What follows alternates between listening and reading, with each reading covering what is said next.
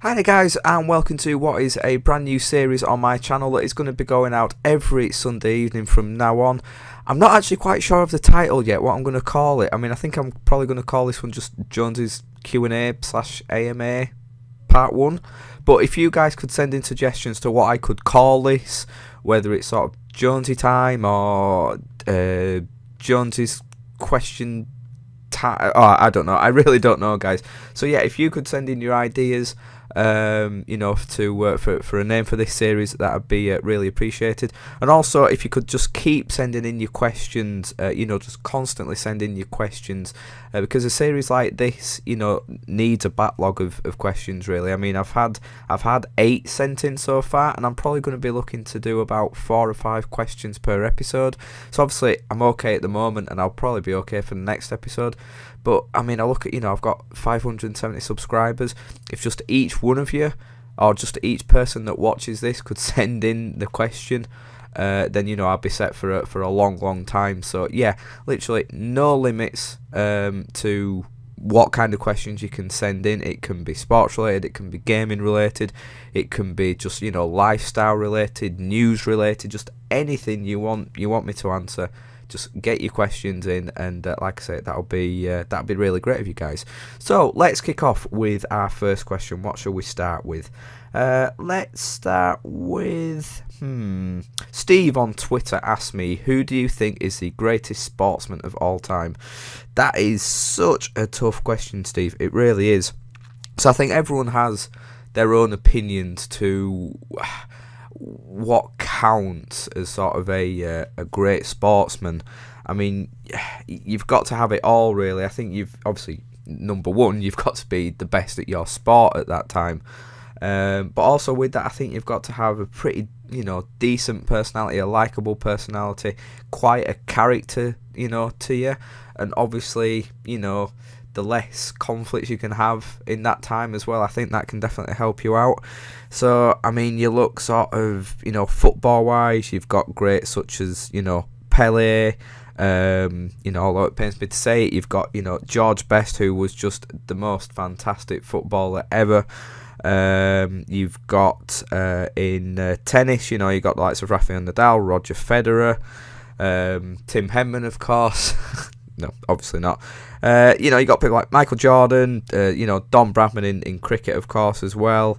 There is just so many people out there that you can, obviously Steve Redgrave, rowing, 5 Olympic gold medals, not many people can say that.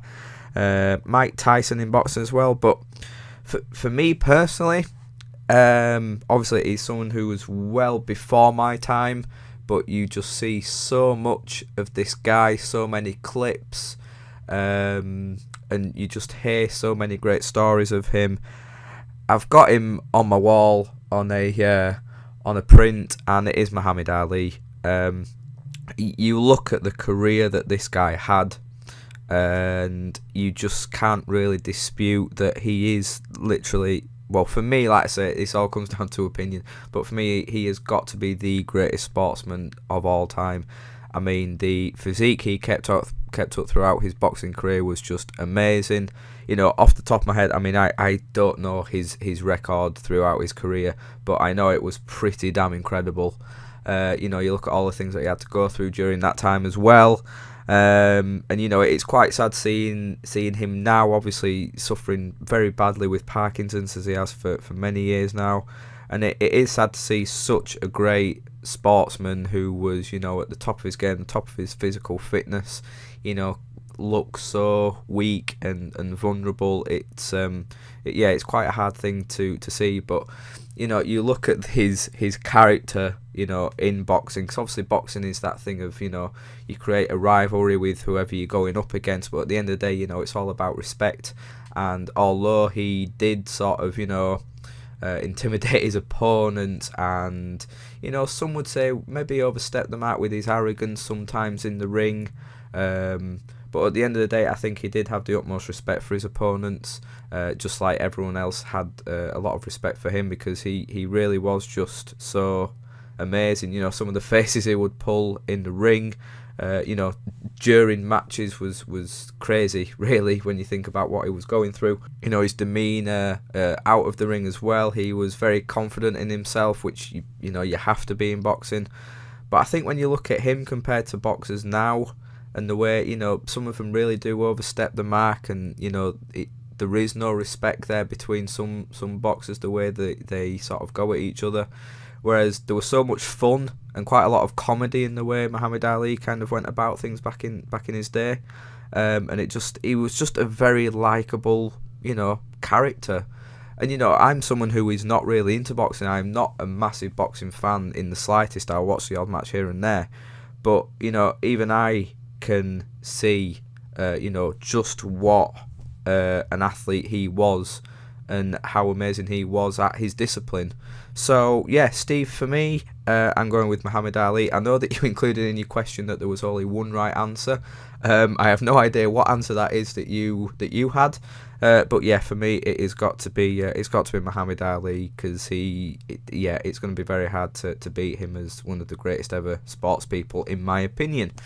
So let's change category a little bit. What shall I go for next? Let's go for Oliver Rundle, who is a very decent fan of both me and Bartak Gaming, always sending in questions. So he's asked me, if you were trapped on an island and you could have 3 things with you, what would you have and why? And he's also specified that you can't have a form of transport, which is fair enough, I think. Well, I'm guessing Mila Kunis, a 4-poster bed, and a decent supply of champagne and strawberries. That doesn't count, Oliver. This is one of those sort of major questions, isn't it? Being stranded on an island, what would you need most, or what would you want to use the most? I think really people can sometimes overthink this. If you're stuck on an island, obviously it depends what kind of island it is you're stranded on, I suppose. But you can kind of create and do a lot of things yourself without, needing tools or whatever. If you kind of use your head and survival instinct kind of kicks in. But if I had to choose 3 items, I think first and foremost, probably like the best Swiss Army knife that you could, kind of get out there. The amount of things that you can get off that Swiss Army knife would come in handy for so many things, both for survival reasons and making things, chopping down things. It would come in handy very, very much. It's really tough. I mean, ideally you'd like to sort of create some kind of power. So I don't know. I mean, if you could be stranded with sort of a solar power generator, that'd be pretty decent. But then of course you kind of need the corresponding wires and everything, so that might be a bit, I don't know, maybe that wouldn't work too well actually. I'd probably have to go sleeping bag. Obviously you'd have to make your own little shack and everything, but once you're in that shack, I think a very decent sleeping bag would come in very handy. Something to essentially keep you very warm at the end of the day, because imagine usually islands like that tend to get really, really cold at night. Even though there's tons of sun during the day, it always tends to be very, very cold at night. So yeah, a sleeping bag, a Swiss Army knife, and I don't know, I'm thinking maybe sort of some kind of supply of medicine, kind of, if you could take antibiotics or something.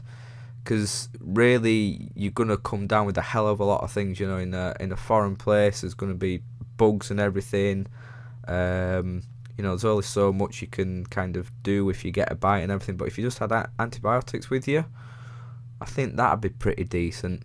So I mean, you think about the things you need to survive when you're on an island. Obviously, food is the first and foremost. And I think that's the thing I struggle with most, because the kind of person that I am, I struggle so much with the idea of sort of killing things. I know some people, it's a natural instinct, and when survival kicks in, it shouldn't really matter. But killing things for me isn't a fun thing to do. So obviously I think I'd have to go for it because there'd be a limited supply of fruits, I imagine, on the island and things like that. So, but yeah, for killing things, fishing, you can quite easily, make a spear out of, various things on the island with woods and trees and that. So hunting wise, you wouldn't need anything. Like some people always say like a fishing rod and everything, but no, you just need a spear really at the end of the day and a decent aim. And yeah, like I said, the Swiss Army knife will come in useful for helping you create your little settlement or however you do that. Yeah, I'm gonna go with that. I'm gonna go with those three: the Swiss Army knife, the sleeping bag, and I don't know where to specify antibiotics, or if I can get away with just saying a good supply of medicaments and medicinal things. Can I count that as just one thing? Just like a big box of medication and stuff. I don't know. Yeah, we'll go with that. I think I can get away with that. But yeah, I think it'd actually be quite, well, not fun. I think fun's the wrong word. But it would be very interesting being stranded on a desert island just to see how you would cope with it. Because it's something that I don't think, like I say, with the killing and survival instinct there, I really would not cope too well with that. But I would like to see how I'd go about things on there. And just like what things you would encounter. Yeah, it's not something that I'm saying I would love to go and do, but I think it'd be interesting to find out anyway. So yeah, brilliant question that, Oliver. And I've also got your other question, which I will probably use next week. So going back to football, Eggs and Bacon Gaming on YouTube has asked me, what was the first Leeds United game that you went to? It's weird, I have such a clear memory of this game. Although, when I always remember it, I always thought it was one player that scored the goal in it, but it turned out it was another one. But it was back on the 8th of March 1997, and it was Leeds United 1, Everton 0. Yeah, my dad and my brother and my mum had gone to games. Well, no, not my mum, sorry. Actually, my granddad went for quite a while, even though my granddad was a Bradford City fan. He actually went along with my brother and my dad to quite a few Leeds United games. And I honestly, at a young age, showed so little interest in football. I mean, apparently my dad and my brother had tried so hard to get me into it, but I'd just shown no interest. And then just this one day, they said, right, we've got you a ticket, you're coming along to it. So I'd have been 6 years old at that time. I'd have been turning 7 that year. And I went, and I just absolutely fell in love with it. The atmosphere that day just got me hooked straight away. The noise when that goal went in. Yeah, I always thought it was a header from David Weatherall. It actually turned out it was Robert Molyneux, the beast that was Robert Molyneux, that scored that goal. But yeah, the noise that was created inside Ellen Road, and just everything, like down to the smell of the place, which I know thinking about it now is kind of weird, but like the smell of the food and everything, and it was just amazing. And yeah, the very next season I got my season ticket and never looked back really. Yeah, I remember later that season as well, I went to another game. It was either the last game of the season or towards the end of the season, and it was a 2-2 draw with Middlesbrough. And that result actually meant that Middlesbrough got relegated that year. And as a 6-year-old, I didn't really understand everything. And I thought it was the most horrible thing that had ever happened. And apparently I came home and started crying that they were getting relegated. And apparently my brother just would not stop laughing at me. So yeah, that was quite an interesting thing. But yeah, that was my first ever game in the early months of 1997. So it's... oh God, soon coming up to 20 years following Leeds United. It's been a long haul. It really, really has. So yeah, that was my first game. Where shall we go next? I think we'll have another 2, shall we? Also, yeah, I hope you like what's going on in the background right now. It should be Minecraft. It should be me playing some Minecraft on the PS4. I don't know quite exactly which part of the recording you'll be seeing right now, but I imagine there'll be an incident with a creeper in there somewhere. So, yeah, I will also be doing other games to go on in the background. So send me in your ideas of what games you like to see going on in the background. Obviously, spanning across Xbox 360, PS3, and PS4. I'm thinking for the next one I might do some Mafia 2. record some of that, because that's a game I've wanted to show off for a little while. So anyway, sorry, back to the questions. Let's go for Mighty Leeds on Twitter asked me, how do I make my salary how do I make my salary stretch out for the full month with a spendaholic wife and 3 kids? Well, depends what your wife is a spendaholic on. If she's just a general spendaholic, I would suggest whenever she gets in the mood to spend money that she's out with the kids, so she can spend money on them. So obviously the kids are satisfied that they're getting something. The wife's satisfied because she's spending money and spending time with the kids. Meanwhile, after your long, hard day at work, I imagine, Mighty Leeds, you can go home, relax with a few cans, a few tins of your favourite tipple of choice, or you can, go out to the pub or something, and you can be happy at home, spending your money on what you want to do best, and your wife can be out having good time spending her money with the kids. Whether that's a viable option, I imagine it isn't, mate, but that's the only way I can imagine that working out. I love that question. That's a fantastic one, that. So, let's finish off with a question from my good friend Lee /Future Law. He's asked me the question, and this is how it starts. Me, Charlie, Sips. Marry one, kill one, snog one, go. Okay, so it's the age-old question. Right, so the way I always go about this one is the one that I'm killing off is usually the one that I feel kind of would cause me the most problems, or would be the most intimidating.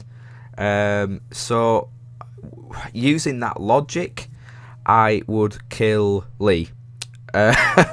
Basically because he's bigger than me. He's pretty much better at me than most gaming stuff and most general things in life. So I would kill Lee because he's the one that I would feel is more of a threat to me, I would say. So then that means I have to marry one and snog one. Oh god.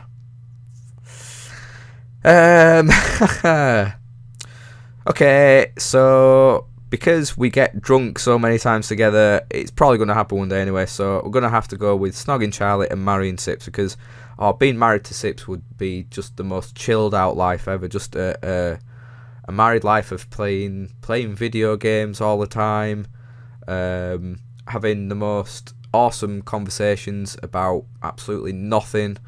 That would be amazing. So yeah, through process of elimination, I would marry Sips, I would kill Lee, and I'd have to snog Charlie. So I'm sure Charlie's very happy with that one. So yeah, coming to a church near you sometime soon. Me and Sips will be getting married. So yeah, that's the end of this week's question time. So question time, that does sound Jonesy's question time. Should we stick with that? No, I'll still leave it up to you. I'm putting it out there that I would quite like Jones's question time to be the name of it. But if you can come up with anything better, then let me know in the comments below, or of course at my Twitter at Chris Jones LUFC. And yeah, just keep getting your questions in. Like I say, I've still got 3 more written down here, but they will go into next week's episode. But seriously, the more questions the better, because it's so important in something like this to have a good variety of questions. And just have backup upon backup of questions to last me out. So from now on YouTube, if you're going to leave the questions, leave them in the comment section to this video or in future question time videos, and obviously just leave them on my Twitter at any point really. So yeah, that's fantastic. I think that's gone well as a first one. So I hope you've enjoyed it, guys. Like I say, get an idea of the questions that I like, from what I've answered today. No limit. Keep it varied amongst any subject you can think of. Even if you don't think I can answer it, or it's just an awkward question, just send it in, because the weirder the better for me. So yeah, like I say, I hope you enjoyed that, guys. Please leave your feedback for me. Leave me a like, and share the videos with your friends and get more people to subscribe. And I will see you all very soon, guys.